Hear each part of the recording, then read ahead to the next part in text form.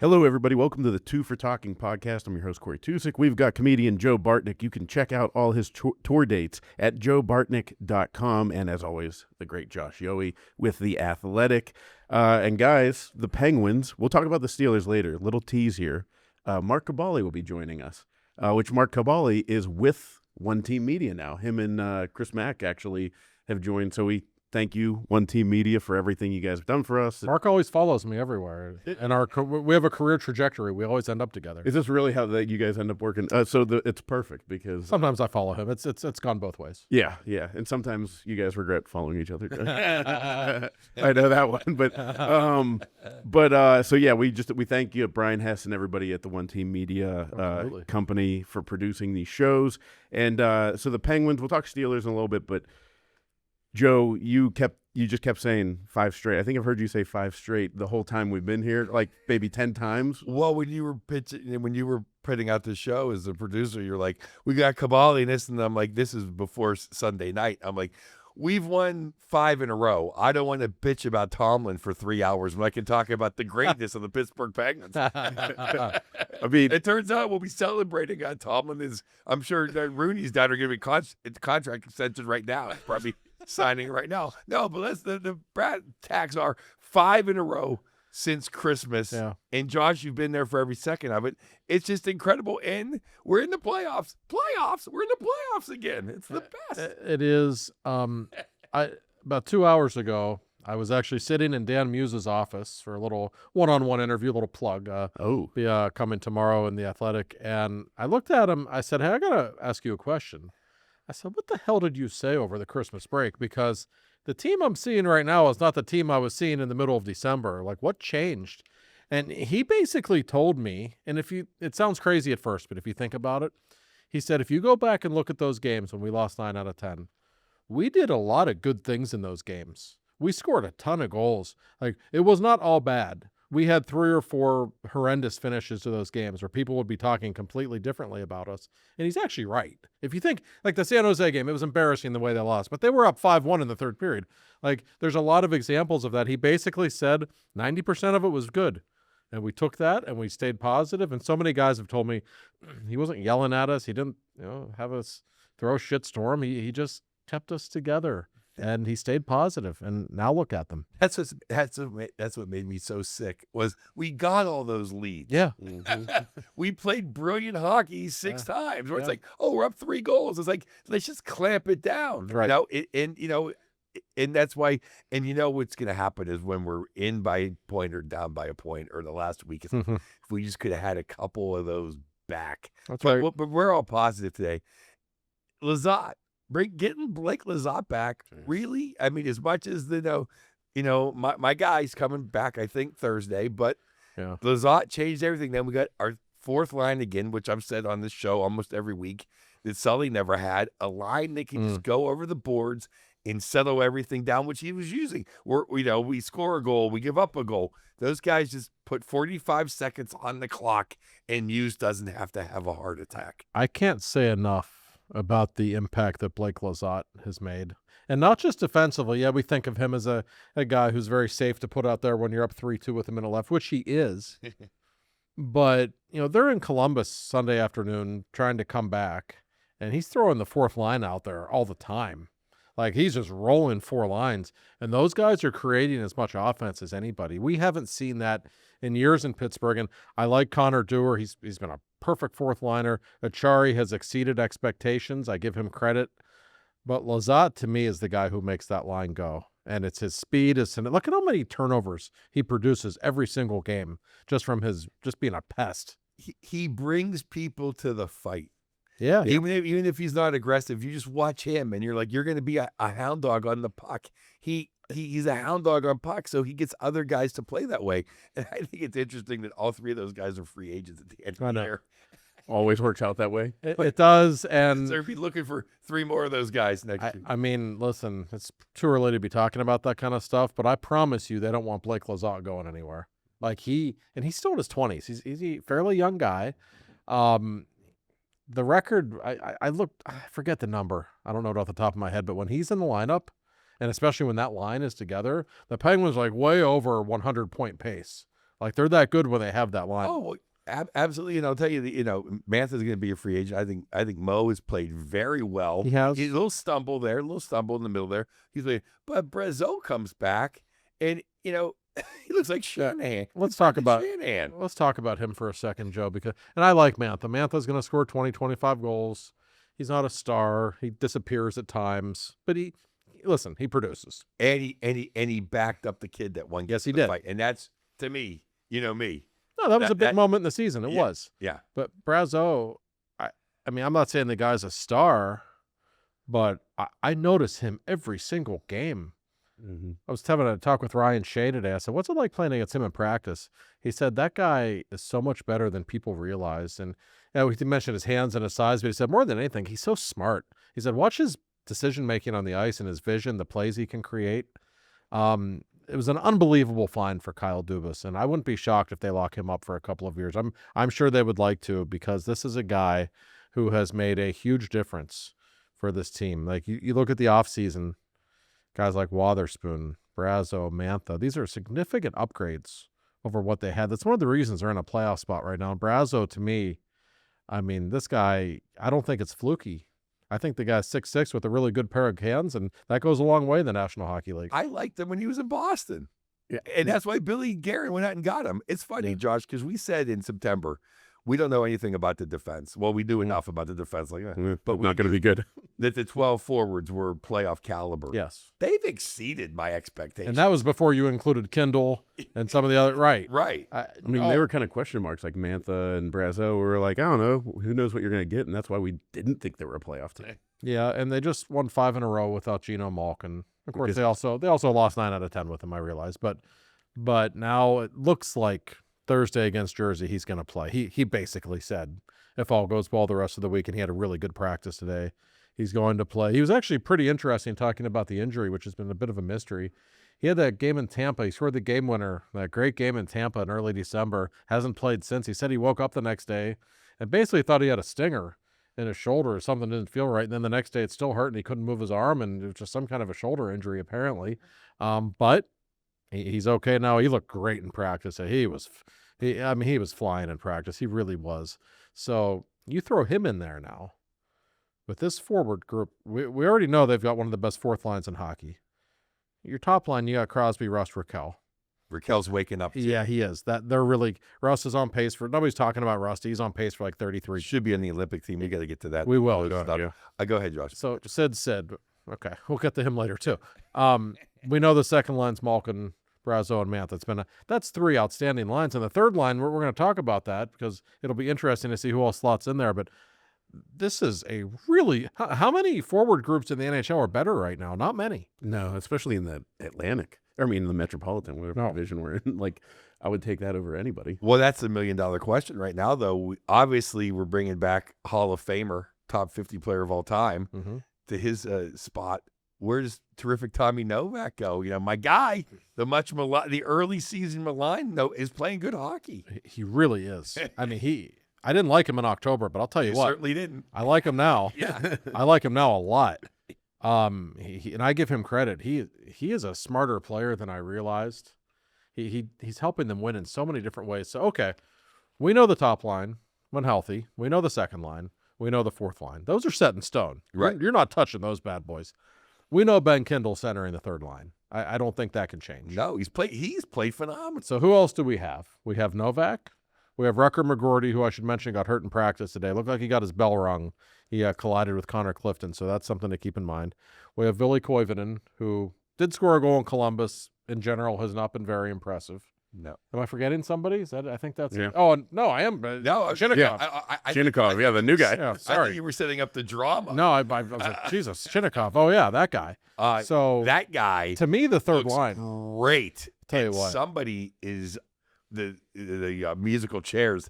Someone lost a chair because I think Chinnikov looks better than everybody but Novak and Kindle. As things stand right now, I think McGroarty and Koivunen are the 2 odd guys out. That's what I'm saying. Right? How can they not be? I know, but not insane by the way they played, but like going into the season, right. We would have never thought that those two would have been on the outside looking in. And McGroarty didn't play very well his last 2 or 3 games. He was a healthy scratch on Sunday. Koivunen's been McGroarty's fine. He's going to be a good player. I don't think he's been great, though. Koivunen has really been disappointing. So that tells me, Chinnikov and Kindle and Novak is your third line. Now, we'll see how the chemistry is with those three guys, who slides into what role. But you know what can make it all work, Joe? No matter what, it's a third line. So you need it to be responsible defensively. Ben Kindle is so freaking good defensively. He makes such good decisions with the puck in his own zone. I was talking with Dan Muse about that. Muse just shook his head. He said I've never seen an 18-year-old with this kind of poise at the NHL level, and I agree with him. His back check. He had a back check on Sunday that was just phenomenal. Yeah, I know the one. I know. It was his pass to Spring Chinnikov. That was in Detroit. It was just like, I know. You don't see an 18-year-old do that in juniors, let alone at the NHL. So I think we answered our own question. That kind of has to be that line when everybody's healthy right now, doesn't it? Well, yeah. Who do you take out? Well, I think those are, if you go on merit, those are the three best. I'm a Tommy Novak guy. I think he's something a little special. I just think he's a good hockey player. Mm-hmm. I think he plays defensively responsible pretty too. Yes, he does. They'll take a bad penalty, which I don't care.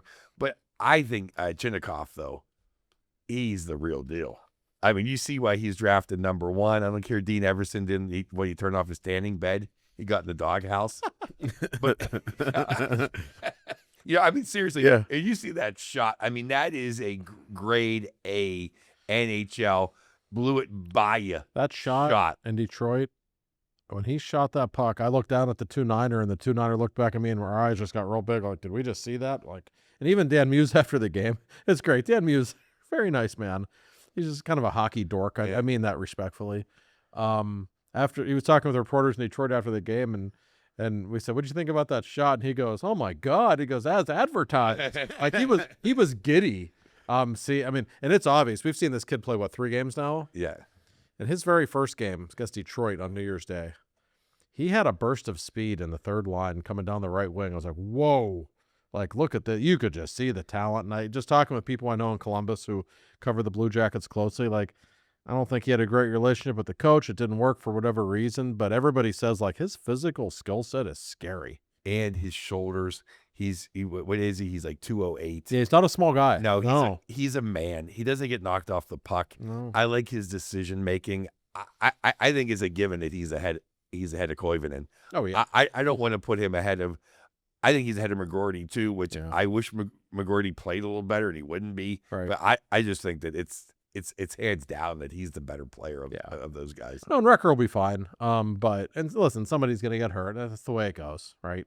We can talk all we want about when they're healthy, but they're not going to be healthy that often. It's the National Hockey League. People get hurt. But no, he is a legitimate talent. I like that Dubas got aggressive. He gave up a second and a third. Some people, that's too much. That's ridiculous. You got a first-round pick. Right. They have 1 million draft picks. Yeah. They still have multiple second and third round picks in the next 3 years. He sees this guy. He identified a 24-year-old guy. He's young. Yeah. Who has that kind of talent. And remember, Rust and Raquel aren't kids. This might be a top 6 player in the next couple of years. The other thing is Rust and Raquel are not, I would say, not fragile, but they get dinged a little bit. Yeah. Now you got a guy that can play on the top 6. Oh, of course I don't know if Koivunen was ready for the top 6. They don't treat McGroarty like he's ready. I treat him a little bit more like he's ready than they do. Mm-hmm. I think it's further proof that Kyle Dubas listens to the show, because we were just recently, I think a couple episodes ago, talking about the fact that we're like, well, if somebody gets injured, who's going to slot in? That's where you're thin. And all of a sudden, we got it. And I know Joe's very happy because this means that Kevin Hayes is nowhere near the lineup at the moment. That is, something, and I will shout out to Alex at Daniels, because the first thing he said was, when I said, "Oh, this is Lazard," he goes, "Yeah, and 5-0 without Kevin Hayes." And let's face it, if Kevin Hayes was on the 4th line and you never saw him, that's one thing. He's on the top. He's always in the highlight of the bad back check. He's always fishing the puck out of the net, and he has no business on any power play, which I know you like, Josh, is Big Braz, PP1. He knocked off Mantha. Mantha's doing okay there, but didn't belong there. I think Braz belongs there more than Mantha. I'm telling. Yeah, he's more willingness to go to the net, quite honestly. Yeah, which I think is important. This is the deepest group of forwards the Penguins have had since the Cup years. I'm not comparing them to those teams, obviously, but just in terms of depth, look what we're talking about, these top 12, and you could have a Rucker McGroarty or a Koivunen, who I know has been disappointing, but still a talented guy, or a Boko, who you still have around. Like that's a lot of legitimate options that can help a team that they like are 15 or 16 forwards deep right now. And they're still like 15 million under the salary cap. That's pretty impressive. Yeah, I still want Boko. I know that third line or the fourth line is put together and they're a family and they do everything. And it's when I go into Philly or when Philly comes, I want Boko play. I still like him as being the 13th forward. I like him being around every day and inserting him as needed. Yeah, I don't that goes a long way towards the other teams. You know what I mean? Especially like getting ahead of ourselves here in a playoff series, when you know that if that guy could come in the lineup at any moment, you know what I mean? I like 13th though. He's on the trip. Yeah. So do you even dress? So that means do you dress Delorier or you don't? Right. You know, send him out for warm-ups. Let him have a little. You know. Exactly. Do you dress Rempe or not? Yeah. It's like just having him. I agree with that 1,000%. Yeah. Because quite frankly, you know, I was a big Koivunen guy. I like Koivunen. I wouldn't be a Penguin 10 years. He hasn't earned it. He can be in Wilkes-Barre. He's Like, not, you know, it might be good for him. Yeah. To go keep playing down there.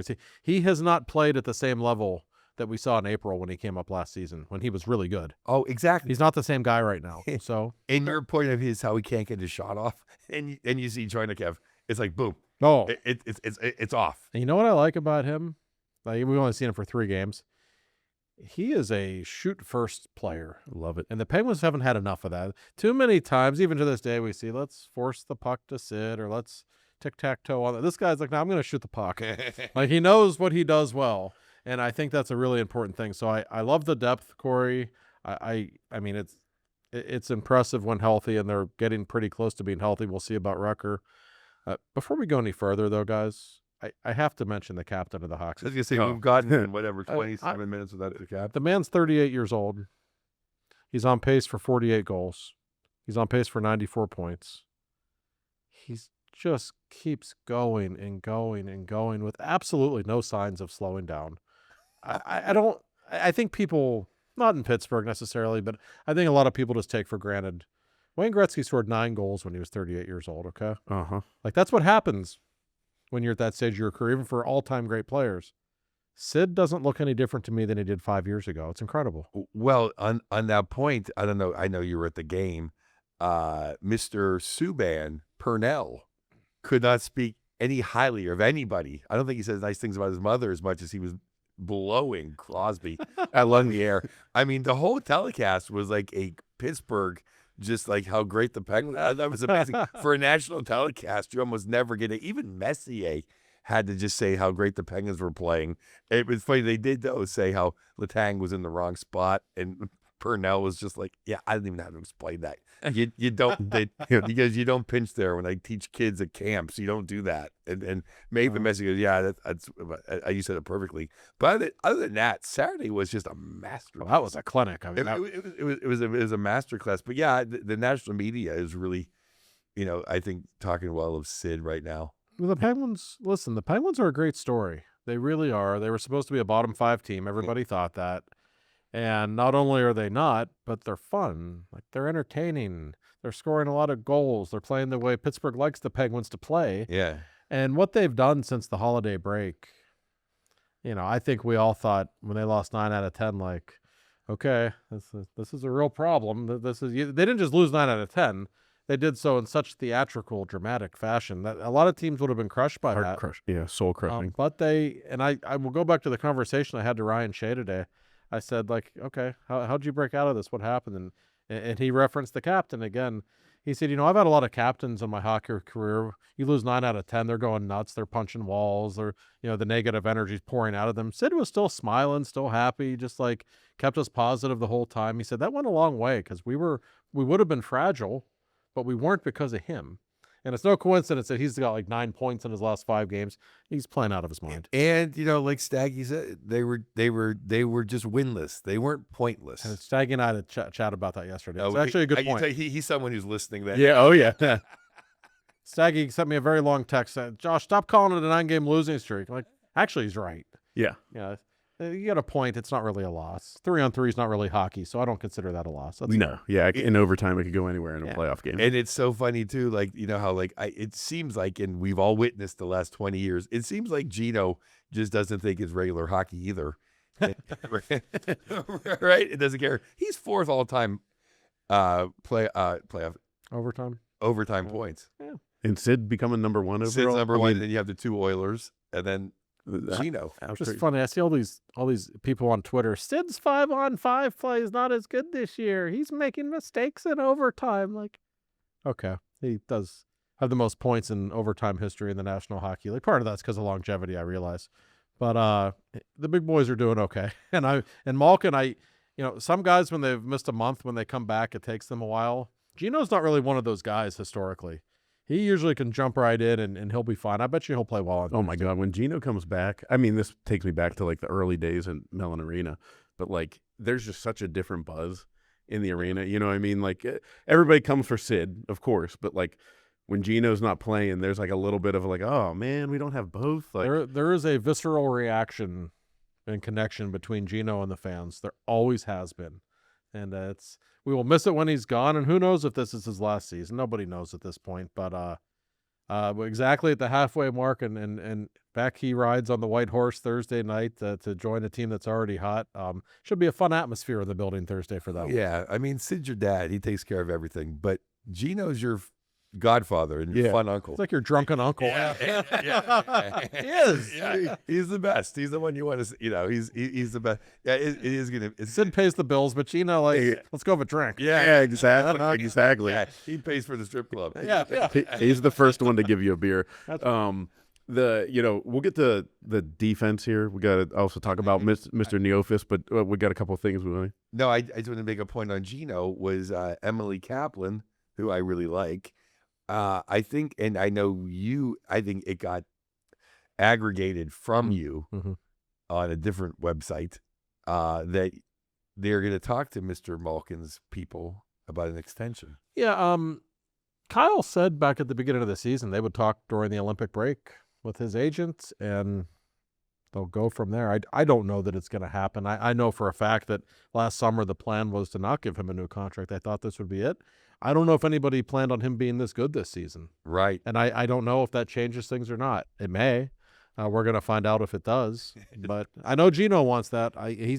You can ask him anytime you want, and he'll say, I'll play in the fourth line next year. I just want to be here. Well, what's funny about that is that now he's going to have another little 3-week vacation, so have another 3-week, which is good, audition. He's going to come out of the gate flying. No, Brazeau is on fire. Mantha's playing well. He's going to have another good 3 weeks to up the contract. And I think the only one who will be mad will be our buddy Mark Madden.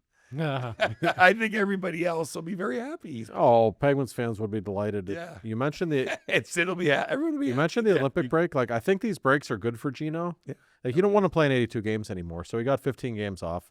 He's going to get to play for a few weeks, then he gets 3 weeks off again. And I was also talking with young Mr. Kindle today. I asked him how the body was holding up. He said, yeah, okay. And then I asked him if he was looking forward to the Olympic break. He said, oh, yeah. And that'll be really good for him to get at his age, playing NHL games every night. That's tough. Well, I have a point to jump off of that point now. Everyone's like, oh, Ben Kindle's the future, and he certainly is.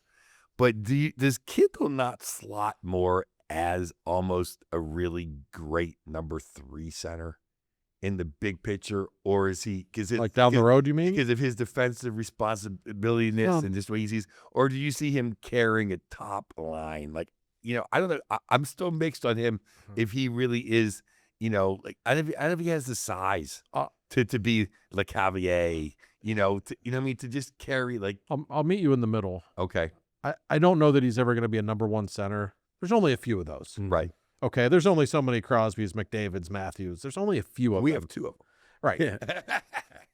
I don't know. He's not a big kid. I don't know that he projects as that.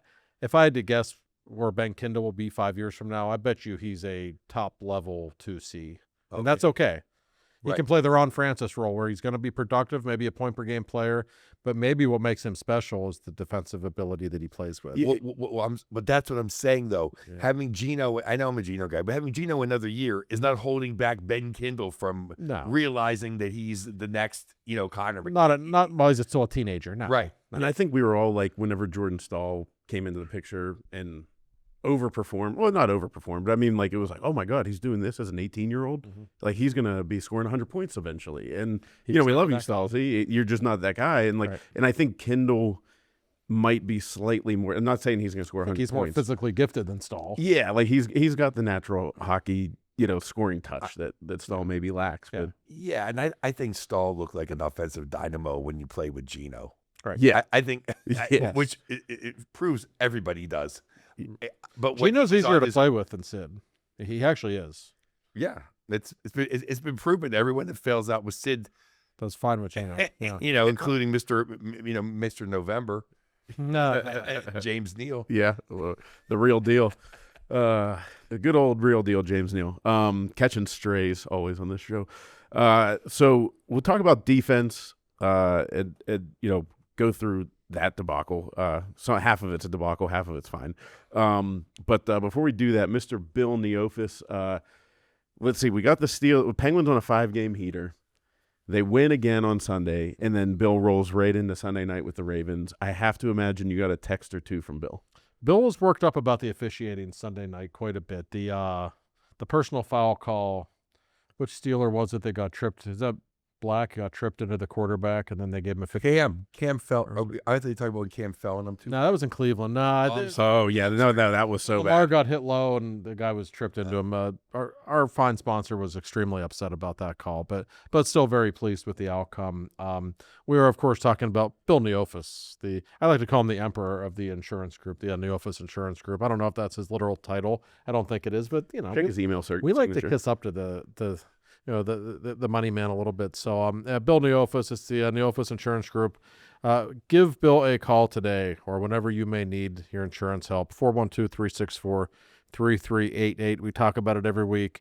It doesn't matter what your insurance needs are. These people cover a broad band of insurance needs like nobody else in Pittsburgh. They will give you the best rates, and they will talk hockey with you all day long. So I'm going to give you the number one more time. It's 412-364-3388. They're conveniently located, gentlemen, in the North Hills. Give our man Bill a call. He's the best. Yay, Bill. I thought Bill was going to give us a playoff proclamation. He might. We have to have Bill on the show at some point soon. So oh, yeah. Get his thoughts on the sports world. I think he would enjoy it. He's a good conversation for sports always. So he is. So can't recommend him enough. So looking at the Penguins defense before we get to Kaboly will be joining us here in a little bit. I want to, there's the whole defensive core, but World Juniors just ended. Harrison Brunick. What happens? Where does he go? Is he coming back here? We have some news on that actually from the Penguins. Harrison Brunick is currently en route to Pittsburgh. He is coming here from Minnesota, and they're going to sit him down with Penguins management, the coaching staff, and have a conversation about what is best for him. I don't know with complete certainty. By the time people are listening or watching this, the Penguins may have made an announcement. My guess is they're setting him back to his junior team.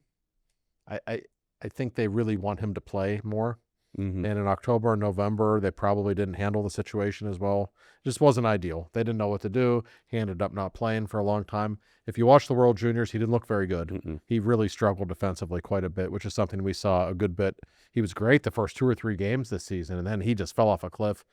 The kid needs to play. He's only 19, and I suspect that will be the decision. I don't know that for a fact yet, but I've heard people in the organization tell me that that's what they expect to happen. Right. It's kind of funny how he went from tag teaming with Caleb Jones to that marvelous performance in the Garden game 1, and now he's at juniors. Somebody messed up somewhere along the line. Yeah, I think sometimes going back to juniors is good just to literally get your sea legs. Mm-hmm. You know what I mean? Like, he's got all the raw talent. He's got the ability, the awareness. Just go back, slow the game down for yourself a little bit, because it felt like it got way too fast for him almost. It did. I just felt like watching him play, and even in the World Juniors, like, you can see the talent, his skating ability. Oh, man, big time. I don't know if he processes things on the ice very well right now. I just feel like he's a step behind when I watch him. And the best thing for that is just to keep playing at a lower level until it comes. And I think that's what will happen. And also, this Penguins blue line might not be great, but it's a little better and a little deeper than we thought it was. Like, I don't know where you would insert him right now. Like St. Ivan, he's not great, but he's okay. Like he and Shea as a third pairing, it kind of works. So I don't know where he would be playing anyway. Well, I think the pair kind of works. I St. Ivan is what he is, though. He's a 6'7" forever. I think Shea's played so well that I would have liked to seen Brunick play with him. I think he never had the chance because Shea was with Letang at the beginning. So Brunick never really had the steadiest guy to play with. Right. So I don't know. I would have liked to have taken more of a chance on Brunick. But now we're trying to win high. He did what Kindle was doing, that McGroarty did a little bit, but Kindle more. But Brunick more than anybody, he was making these moves that you can't make in the National Hockey League. Yes. He was trying stuff that works and when you're playing in Kitchener or somewhere. Yeah, and Wilkes-Barre. Yeah. Yeah. When you're playing against some 17-year-old. All right. When you're doing it against Jack Hughes or saying, Yeah. No, that spin move doesn't work against Tom Wilson. Right. No. And it's, so my fear is he's going to just do more of that against the 18-year-olds now. I would want thinks that he couldn't go to the AHL. I think I would have kept him up here I would have made ways to make him be the seventh guy all the time, and he plays every third game, and that's what I would have done. But I would think that the Penguins are going to be, they're always watching their players and have development coaches everywhere, but I would imagine they're going to be heavily watching him and coaching him throughout the season because, like you said, Joe, that's my biggest fear of him going back is like slipping into bad habits. And, it's on the development staff here, and I'm not saying they screwed up, but we got, this got a little botched. It did, but it was also a tough spot they were in. Oh, yeah. And I understand that. And he's 19. Yeah. So it's nobody made a grave mistake. No need to freak out. He'll be fine. He's going to be a really good player. But the fact is, he's a right-handed defenseman. Carlson and Letang aren't going to be around forever. He's a guy who's slotted to replace them in the next couple of years, bottom line. But you can say this, Corey, that he looked worse this year than he did last year. Mm-hmm. He learned more. He got more mistakes. Yeah. Because he was so much – it's almost like 2 years ago he wasn't that much better than all the 17-year-olds. So when he went and he's got so much better at beating them that he came this year with more bad habits. Yeah. There was less bad habits 2 years ago. I would agree. Yeah. No. And to talk about, I know Kulak hasn't played. I still don't understand how – I don't think he's played better than Graves. Kulak?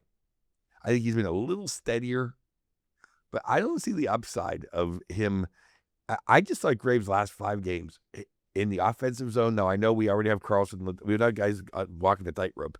But I thought him just moving the play up and keeping the puck in, he just kind of asserting himself. I thought it was so much better than what Kulak does. And I'm not trying to sound like I was right because I didn't like Kulak. I'm over. I wish he played better. What do you think, Josh? I know what you mean. Thank you. I have 2 thoughts on Kulak, and they contradict one another. I don't think he's been particularly good. I don't think he's been awful, but he hasn't been very good. But I cannot deny that Chris Letang has played better while playing with Kulak. Now, is that coincidental? I don't know. I have no idea. I know Chris likes playing with guys who can skate and guys who can handle the puck. One of my favorite Letang stories, I'm sure I've told it before on here. Sometimes I forget what stories I tell. But the second time that Rob Scuderi was on, 2013, I think, they played together 10 games. Letang stormed into the coach's office after the 10th game. He said, I can't play with this freaking guy anymore. I just can't. Like, he just dumps it off the glass. Like, he won't give me the puck back. Then Scuderi got hurt the next game, and that was that. But, Kulak can do those things. And Letang has looked better. So he becomes valuable, and you can't really take him off the ice if he's making Letang play better.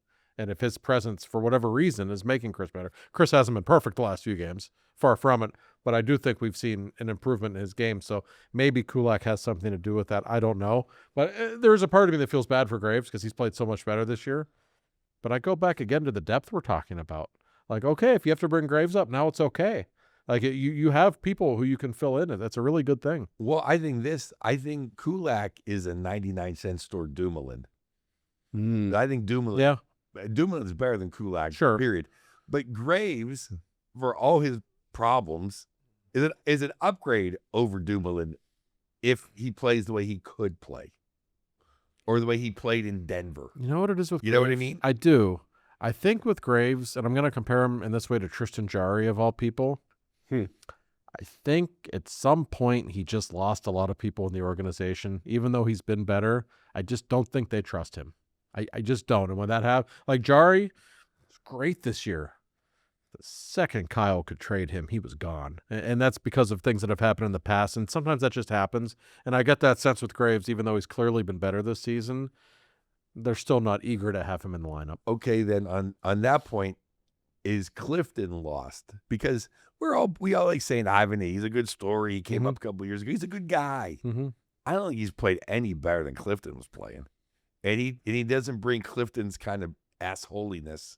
Joe just created a word. I like that. Two for talking. No, I love the Clifton. He's a little kamikaze missile out there, isn't he? Right. He yes, I agree. I think he and St. Ivan are comparable. Like I know what you mean. St. Ivan, he's been okay. He had that one terrible mistake where he shot the puck over the glass for no particular reason against the Wings. Other than that, I don't think he's been bad. I just think he's been okay. And again, he and Shea play well together. They're comfortable together. So, and I think Shea's been really good. I really like his game. Yeah. No matter where he's like playing with Letang's hard. It's really hard. He's on the third pairing now. I think he is so dependable. He's got a lot of Chad Rueda on him. Like he's just a solid, dependable defensive guy.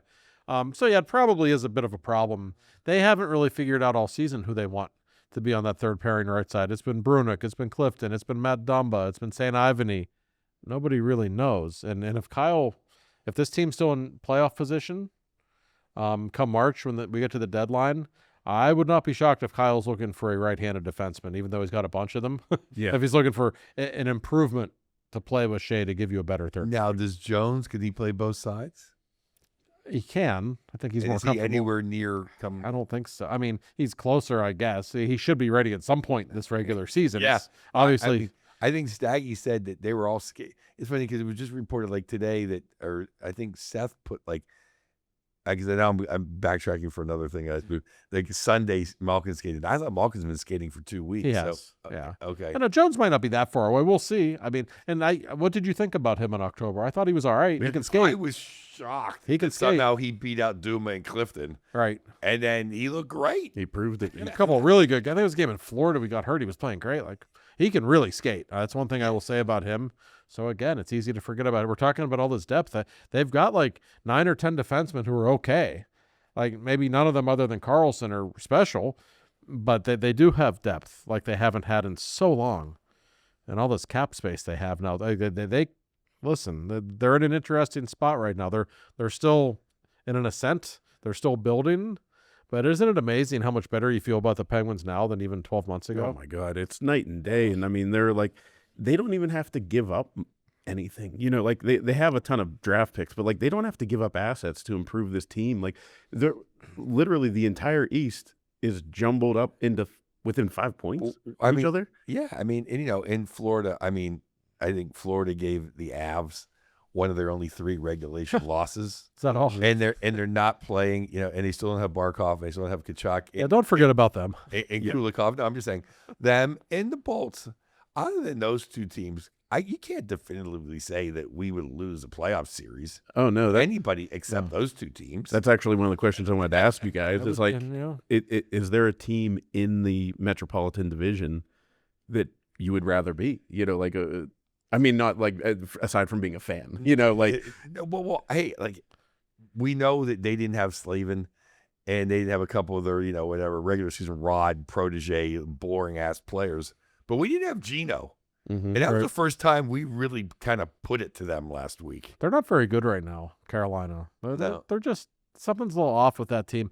If we're talking matchups, like historically, when I say historically, I mean the last 3 or 4 years, the Penguins struggle a lot with Carolina and New Jersey. Those are 2 teams that give them fits. But you know what we all want? We all want the Penguins and the Capitals to finish in the 2 and 3 slots, right? Absolutely. You see it one last time? It could happen. It's like right now on paper, it's like, oh man, that's like a point away from me. Penguins and Capitals. Just the sports writer in me is like, oh, geez, I'd be all right with covering that for a couple of weeks. Oh my God, yeah. I wouldn't even think of that's just a dream come true.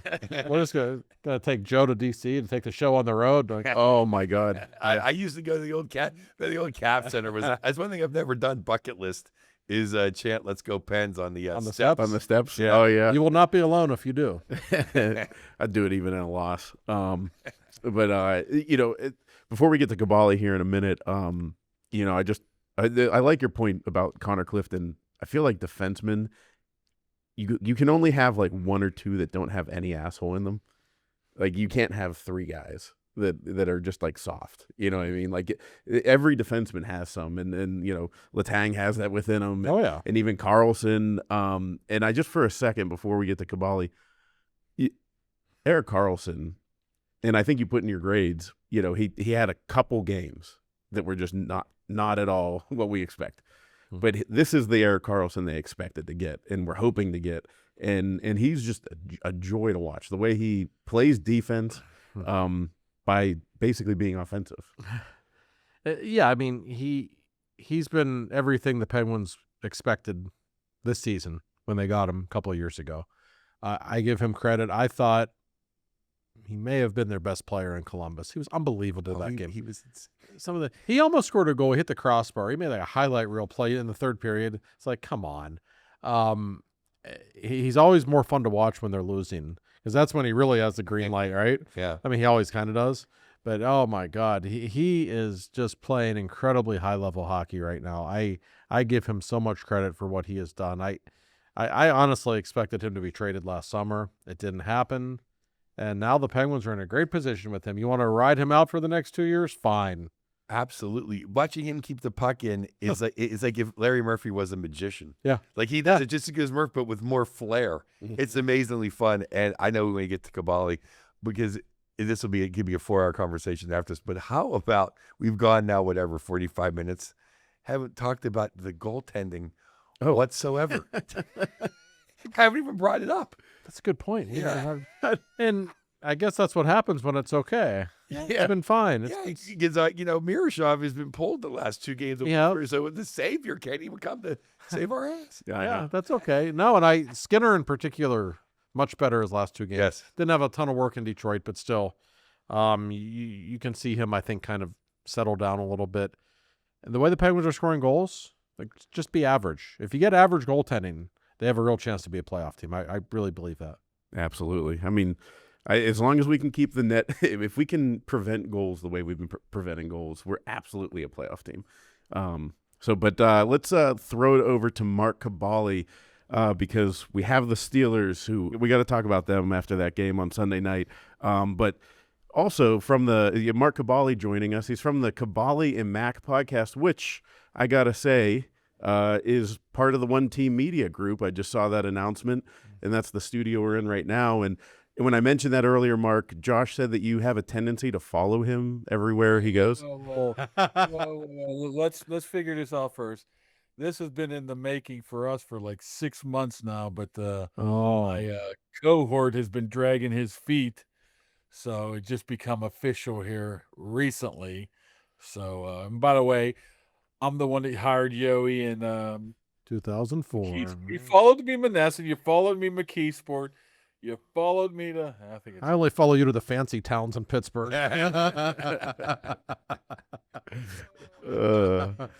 Well, Mark, thanks for joining the show. The Steelers. We'll get to the Texans matchup here in a minute, but I just wanted to start the questions off with what game in memory that you've covered comes close to what happened on Sunday night? Not just from a wildness perspective.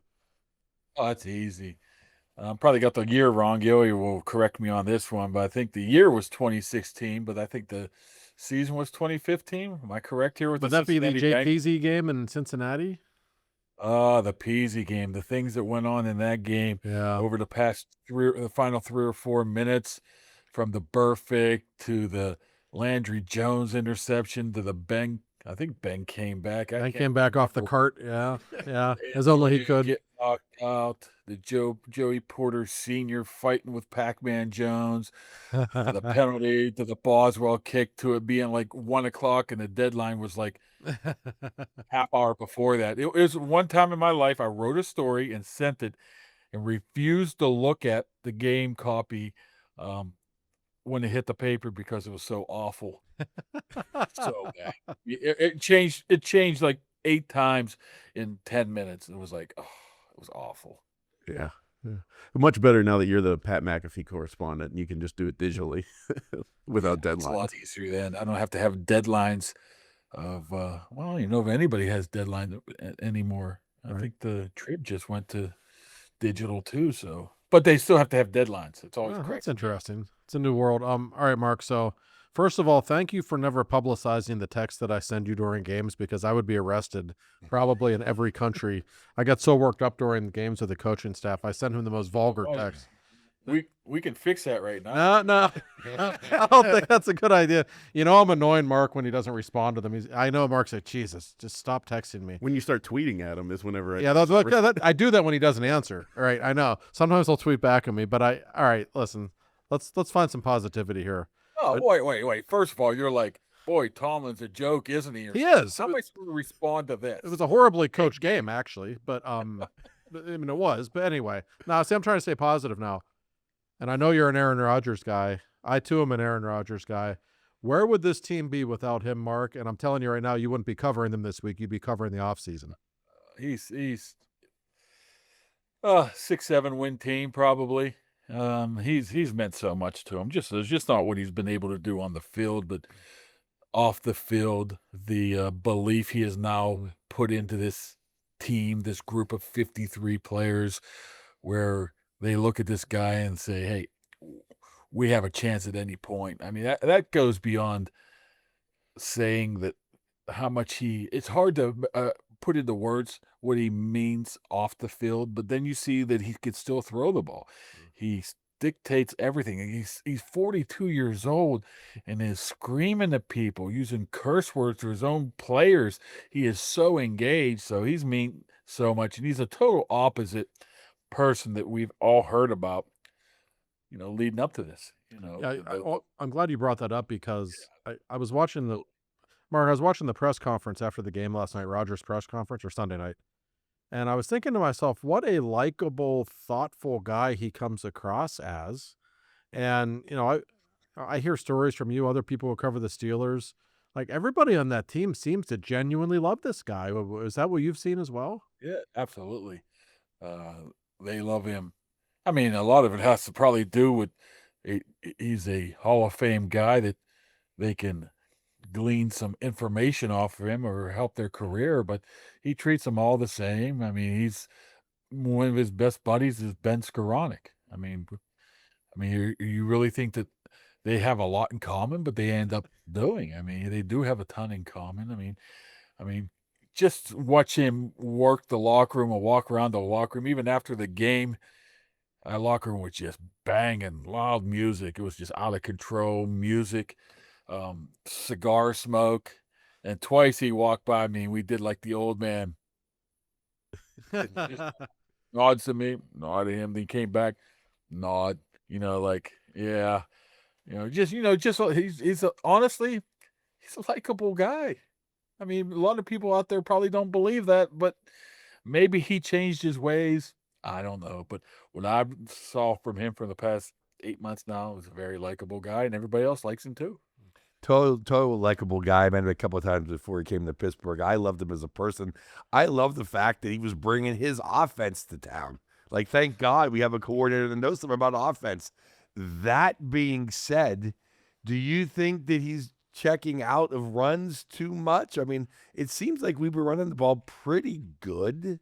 That maybe, a 2-yard pass or a bomb on 3rd and 1 is maybe not what I would be calling or checking into. What are your thoughts on that? Yeah, more often than not, I mean, this is just around the league. They call multiple plays in the huddle, and he goes and basically reads the defense and determines what play is best. So it will be, play A or play B. You're probably referencing the Scotty Miller throw from the Cleveland throw there. He had other guys open. I'm sure the look he got, in which maybe sometimes he's too smart and realizes, hey, the best play I need to do right now is throw it, the deep fade ball to my guy who's one-on-one. But then you realize it's Scotty Miller, and maybe that should be determined in your decision.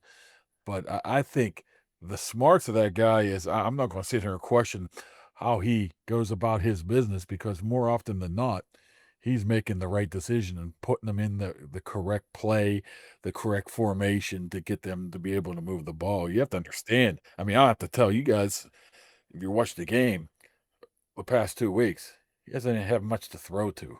Well, And to be able to put up some points, that's pretty impressive when you have Scotty Miller and I'm not going to say bad about anything about Adam Thielen, but he is a 35-year-old guy who's very good at what he does, which is a third down guy. But when you elevate him to a different role, it's a little bit different. So, well, this might be. I don't even think this is. Maybe this is not even under his design, and maybe it's just who's in the game. But it incenses me when it's 3rd and 1 or 3rd and 2, or it's 5 wide out and no one in the backfield.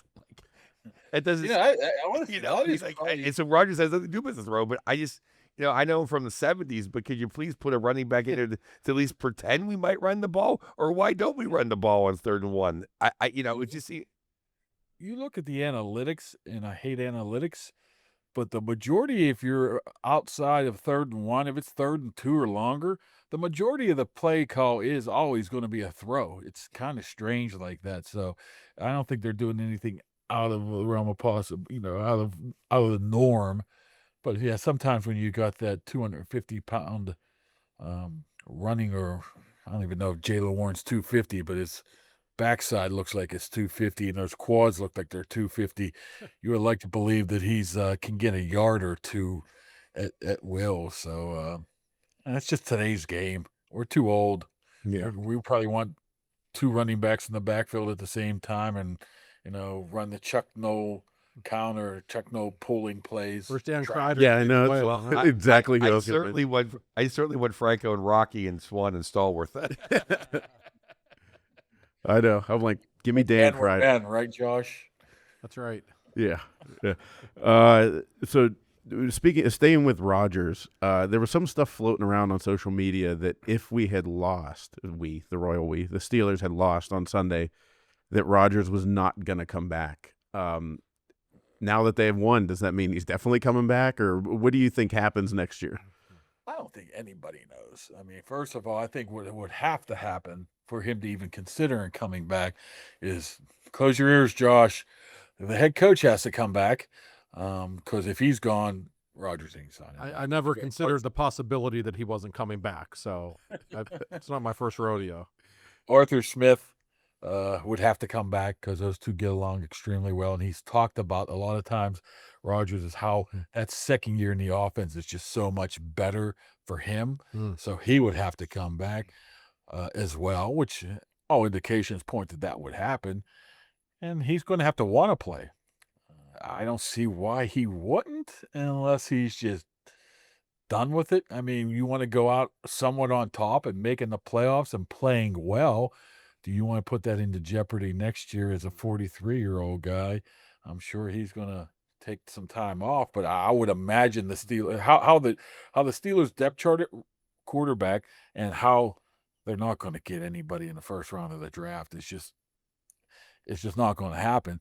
The Steelers are going to want him back. It's just a matter of does he want to come back, and he still wants to play football. So right now, I don't think anybody knows. Correct me if I'm wrong, Mark, but they're going to have I know we shouldn't be focused too much on a few months from now when they're in the playoffs, but they're going to have the flexibility financially to go get him a couple of weapons, to actually have a couple of receivers other than DK, correct? Yeah, I mean, they do have some money to spend, but they do have to spend some money as well. I mean, it shouldn't be that much. Darnell Washington has to be a guy they have to sign. I think Herbig is a guy they have to sign. But they're going to have to go out and find somebody, for the 3rd straight year, 4th straight year, the wide receiver, right? I mean, obviously, Roman Wilson is not.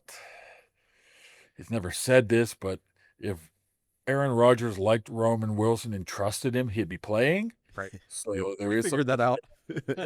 I have 2 points. One is, who would have ever thought that Rodgers would even be healthy enough to be good? I mean, he broke his hand and he still played. I mean, we all thought he would have missed 6 to 8 games this year for a variety of reasons. I thought that was and don't think that doesn't play a big part in what his teammates see. 42-year-old has won everything in the world, has $350 million in the bank, or probably more, and he's going out there with a broken forearm 7 days after doing it and playing. I mean, that pulls a lot of weight with some of these guys. They're like, how can I sit here and sit out when this old coot's in there playing as well. So he's been healthy. He had a 20-yard run the other day. Yeah, he did. I thought that. Now I want to turn to the defensive side of the ball because there's so many questions and who knows, but I know you know way more than anybody else in this room. I liked having I liked having Herbeck play in center field middle linebacker. Is that something they can keep doing? Because I thought he was better in the middle than everybody else they've ever tried there this season. Funny you should say. I asked Tomlin about that today. That's a different skill set of being an edge rusher and a guy that rushes from the inside. But you know what? When they drafted Herbig out of Wisconsin, they didn't know if he wanted to be, because he's a little undersized, obviously. They didn't know if he was going to be an inside guy or outside guy. So, he had both those skill sets. And Tomlin basically said, and it makes sense now, is if you put him on the inside and have him rush, you're having an edge rusher getting picked up by, for the most part, a running back. And who's going to win that? I mean, Herbert's going to win that battle 9 out of 10 times. So they found a way, at least on Sunday, to be able to get all three of those guys on the field at the same time. Watt's going to stay where he's at. Just look for a little bit more of what we saw the other day with even Highsmith and or Herbig rushing from the inside. It's a tough matchup, and it's some way to put pressure on the quarterback. And you think, what was that, 3rd and 7, 3rd and 8, 3rd and 7, that second to final play. He should have had him.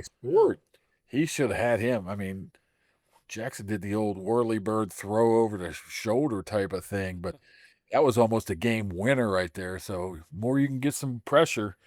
So I could see that happening more. Not with Watt, but probably with Herbig and Highsmith. Highsmith has played remarkable this season too. Yes. Yes. Great guy, great player, and I mess with people all the time. The majority of the people wanted to trade him mid-season because we got Herbig. I'm like, wait a second, this guy is a star. Just hold off a little bit here. He's one of the most complete players on the team, isn't he? He just does everything well. Yeah, and he's basically a self-made guy, man. He was a defensive end at Charlotte. He basically had to learn the position. He learned well. Is the line all about just getting the rookie in? Now we can stop the run. I mean, is he Mean Joe Green and Reggie White? Like, sure. Are they scheming or what? How is this guy that important? Well, like I said, he didn't look like that on play 1 the other night, right? 41 yards right over him. I don't know if it was his fault or not. Harmon is very good. Very, very good. I don't know if he's 110 yards difference per game good, as the stats say. But, it's a trickle-down effect. He's able to stay in his gap, which prevents a guy like Benton thinking he has to do too much and Hayward has to do too much. Then all of a sudden you don't have to play guys like, DeMarvin Leal and Logan Lee more often than that as well. So that has a lot to do with it. But yeah, he's a star. I mean, he's an absolute star. You see what he did to Penny Sewell in Detroit very well could be the best tackle in the league, and he just manhandled him. Put it this way, I'd much rather have him playing than him being hurt right now. And it looks like a guy who's going to be around 10, 12 years. Good. Oh, yeah. I mean, not the same type of player, but I felt the same way about Cam Hayward early on. Like, I want to see this guy stay here a long time. That's his mentor. He loves Cam. He follows him all around, so it's not a bad person to follow around if you want to learn. Oh, hell no. So those wide open busted coverages, we're not in the huddle. We don't know who has who, but I've seen it floated that it was Kyle Duggar that should have been on Zay Flowers, but also outside of what the social media world says, I'm pretty sure he was stapled to the bench after the second one. I don't know if he went back out there, but I've heard that he was on the bench for a little bit. Do we just stay? Do we keep him there and put whoever we can in place? Yeah, he's been struggling the last couple of weeks. I don't know specifically whose fault it was. Tomlin basically said that it was Lamar Jackson just making plays. Okay, but the guy was running free. Somebody needed to be on him. I mean, it looked like it was Jalen Ramsey's fault, but it might not have been. That's what's hard. You got all these internet superstar coaches breaking down the film, and you don't know what their responsibility is. at all. I know one responsibility was that Isaiah Likely play right before the missed kick is you're wishing that Jalen Ramsey would at least be able to knock the ball out of his hands. Yes. But the other two, you're right. I mean, you're not putting Chuck Carr into the game unless you're PO'd at somebody. So that's pretty much a telltale sign that they weren't happy with what Duggar did. And you saw what Duggar did in Cleveland, too. He allowed the only touchdown, which who knows? Maybe he just figured Shador Sanders could throw something better than a dying duck up there. And he was like, whoa, he threw that ball that short. So I don't know. I mean, you have to clean it up. I mean, C.J. Stroud, Nico Collins will be able to do the same thing Zay Flowers was able to do. But I would imagine Duggar will be back in there this week. I don't think you want Chuck Clark in there. No, I wouldn't. I would not think so, Mark. Looking ahead to this Monday night, I have to admit, love the Pittsburgh Steelers all my life, but I have a little bit of a man crush on the Houston Texans defense. That defense, every time I've seen them play, is unbelievable. They are a violent defense, maybe the best pass rush in the league. What do you think is going to be the Steelers' plan in terms of combating that? Do they have to run the ball a little more?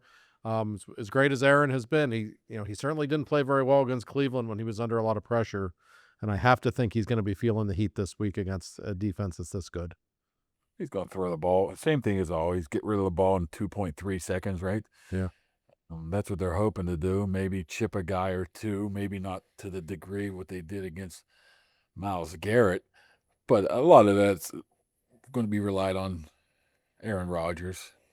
You can't hold on to the ball.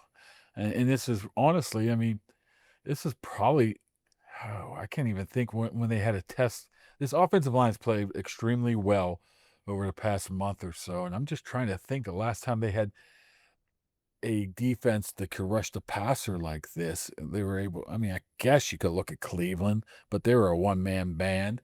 So what I'm saying is Dylan Cook and company and the whole right side of the line is playing extremely well. It hurts that Darnell Washington's obviously out, but Spencer Anderson playing at jumbo tight end should be able to help a little bit as well. But I think it's all, I mean, to answer your question, you're going to have some quick hitting slants, throws, catch and runs, not keep the ball in your hand to be able to not be sacked 3 or 4 or 5 times, which I don't think he's been sacked. Not much lately. More than 2 or 3 times. I think the most sacks that he's ever been in the game has been 3. I think so. He's pretty smart. The biggest beating he took all year was against Seattle, and I don't think any of us knew how good that defense was at the time, but obviously it is. Yeah. Seattle, I mean, they probably had the outside chance of winning that game too. Yeah. It's weird. I mean, they play some really good teams and either played right with them or beat them, then they lose to some crap teams like the Bengals and Browns. Yeah. That's what I'm worried about this game. What team shows up? You never know. Yeah, that's I mean, Josh, you could probably tell us the box score the last time they lost a Monday night home game. It was October 14th, 1991 against the New York Football Giants. I know that much. That was interesting. Who's quarterbacking? Neil O'Donnell, probably. For the Giants. Come on. For the Giants? Jeff Hostetler, right? Oh. I think so. Yeah. You were at that game, too, No, right? I was not.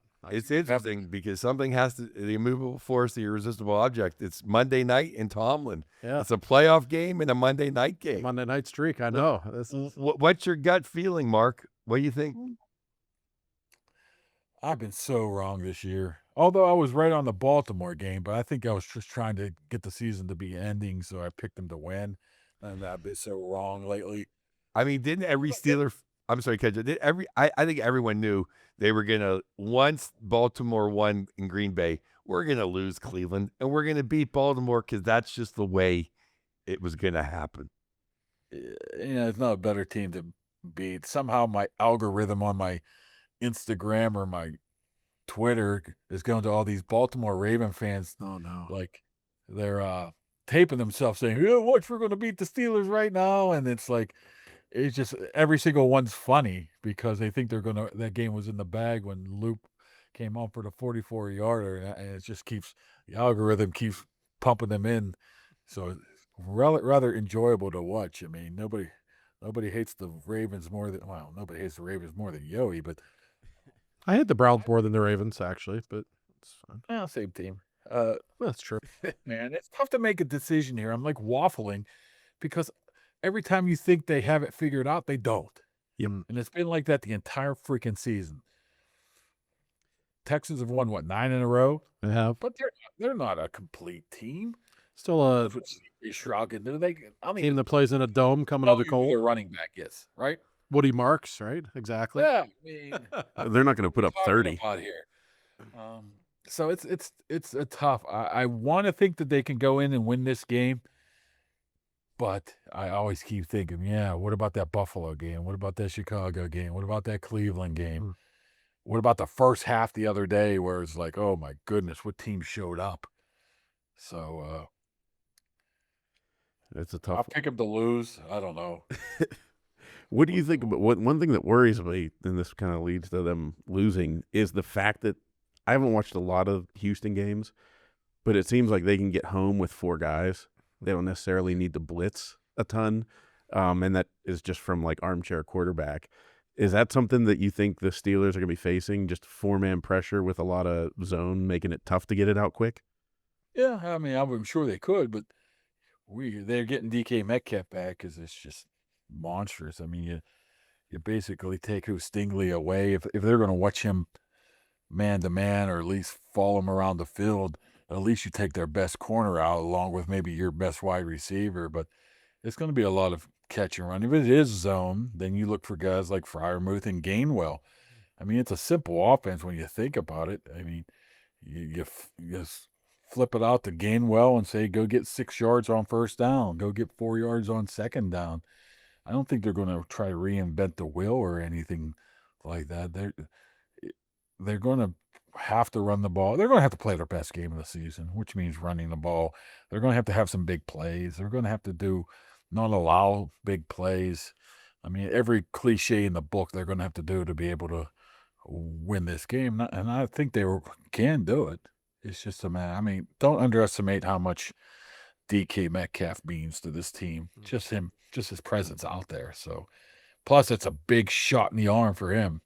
He had to feel like a total jerk if they didn't make the playoffs because of his suspension. So he got a second life, and you would hopefully. Mark, is he going to hear any boos if the offense is introduced? No, maybe. I don't think you're going to hear any boos at all, unless How was the atmosphere Sunday? It seemed on TV like it was pretty good. There was maybe the first series or so. There was a couple smattering of boos. That's about it. Put it this way: the Steelers win. At least we can guarantee one thing. I don't have to hear Yoey say they need to fire the quarterback, the coach for the next year. I mean, you might. I have a bigger I mean, I'd still fire the defensive coordinator after what I've watched all season. But what do I know? Well, there's a guy in Atlanta that just got fired. That tends to be good friends with Mike Tomlin, who tends to be a pretty good defensive coordinator, Raheem Morris. So, I just want them to stop playing Renegade. Yeah. Oh no! It did give up another touchdown the other night, didn't it? It doesn't matter. It's an event. It's more than just. None of the players even know what's going on. Joey Porter Jr. might know what's going on, but it's more of just the identity of the city, the identity of the organization, and the Steelers. Who cares about the players? Who cares about that? I care because it sticks. I said this on TV. Why can't it be AC/DC or Black Sabbath? We have Dennis D. Young in his tight pants. That's the image we're creating. Oh man, I was watching the movie Big Daddy the other day. You remember that movie with Sandler? Yeah. And he was a big Styx fan. Sandler loves Styx. He said about it. I wish I had that quote up. It was really, and that's what it makes me think of this. I mean, big Styx fan. Well, that's not your typical Styx song, right? No, it doesn't suck as bad as all the rest of them. Quite. But come sail away, fam. Killing me here. The visiting teams are on quite a heater whenever Renegades do. Actually, you know what? Honestly, Yoey would text me who doesn't like, when they play Sticks or Renegade. I'm trying to look at this quote, but when they're using Renegade at the wrong spot, he'll just text me, "It's time." So Or don't too let that early. kid you. Too early. I did text you the other night. It's time. And then it didn't work. They actually executed it properly. Yeah. I once had jury duty with the guy who had the idea for Renegade, by the way. Oh yeah, Big Chin. Yes. Marchinsky. Yes. Great. I mentioned that. A fair, objective Pittsburgh jury. Yes. I always tell him on his obituary he's going to say Mike Marchinsky, inventor of Renegade. As it should. And Mark, I know we got to get you out of here, but I always ask you for a Yowie story. And I remember one time you talking about Josh being in the press box with you at a Steeler game. Can you give us like the 30-second version? Catch me in the leg when they score a touchdown or something. It was the Palomalu pick 6 against Baltimore. Still, my favorite of all time was the pick 6 by Rasheed Mathis, Jacksonville. And we were on the opposite sidelines. We were allowed on the field at the time. And Yowie's just like intercepted. The game's still going on, and he's lumbering in the middle of the freaking field because he knew it was over. I'm like, what are you doing? I walked in front of an NFL films guy who started going nuts on me. I'm like, whatever. I was pissed off because Tommy Maddox is losing games. I think that was the game when Maddox had garbage thrown on his front yard the next day. What year was that? 2005. That was the Super Bowl year. Really? Yeah. His career got ended by the ghost of Hank Williams Sr. Who was the ref I told off on the field? Was it Jerry Austin? Was that his name? And you're like, that's Gerald Austin. I hate Gerald Austin. I'm like, you should stand right there.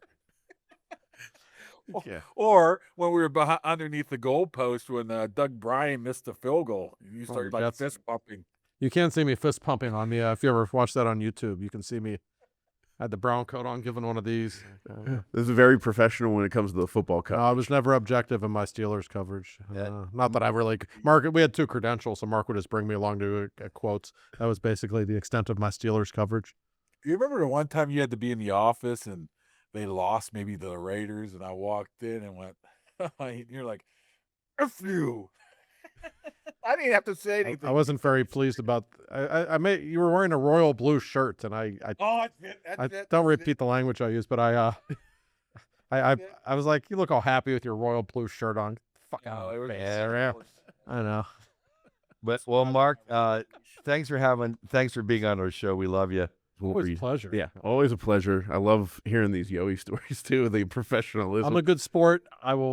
The stories can be told. It's fine. Yeah. I don't mind. But Joe, what do you think about this? We got 3 games between now and the Steeler game. So next week, hopefully we're talking about what, 8-0 Penguin, 8 game winning streak and a Steelers victory. Yeah. It's Jersey, the Flames at home, and then at Boston. 4 out of 6. 4 out of 6. Jersey's always a tough matchup. At Boston's never. Home to Calgary's the one that you better win that one and find 2 a way. points. I'll take 2 losers or a win and a loss. There's only a few crap teams in the league right now. Calgary's one of them. You don't want to lose to them at home. It's so funny. They got on a heater. It sounds like a word play. The Flames were on a heater. Look at but you go. They did play good for a couple of weeks there for a minute there. So we'll see. yeah, no, we got to beat the Calgary at home. The organization. Yeah, the organization. Yeah. Well, yep. Let's take care of the Canadians this weekend. And hey, they didn't win gold at World Juniors, so that makes me happy. Even though we didn't make the medal round. We didn't get to that, but it means so much more to them than it does us. Yes. I'll tell you what though, not having whatever, you don't want to have Rust. Okay, whatever. Oh yeah, the Olympic sad. team. It's sad, no Rust, but not having Jason Robertson, the Pasadena kid, on that team for what? For TJ. I know TJ's a Pittsburgh guy, but come on now. Yeah, I think we're gonna have a lot of Olympic lineup conversations as we lead up to February. I'm going to tease it even more though. How about Cooper Petty did not take Sam Bennett? Incredible. Oh, all Sam Bennett did was win the last 2 Stanley Cups. A Conn Smythe and had the big goal at the Four Nations, but no. I was stunned he wasn't on that. Bo Horvat, that loser. And they didn't take Schaefer. They took Sandheim. They took over Schaefer. Are you kidding me? Crazy. Yeah, I don't know. I can't wait for the Olympics. Might have to have a watch party. Might have to have an Olympic watch party with some fans. That's a great idea. We'll have it with all the Russian contingent. Yeah. They say how they'd kick their ass, but Canada's scared. Get a dog, Cooper. Get your dog in the corner. You're scared. I think we need to find a bar that wants to have some White Russian special during the Olympics, and we'll be there. But we thank you guys as always. Hopefully, we have an 8-game winning streak and a Steelers divisional round game to talk about next week, and we'll talk to you then.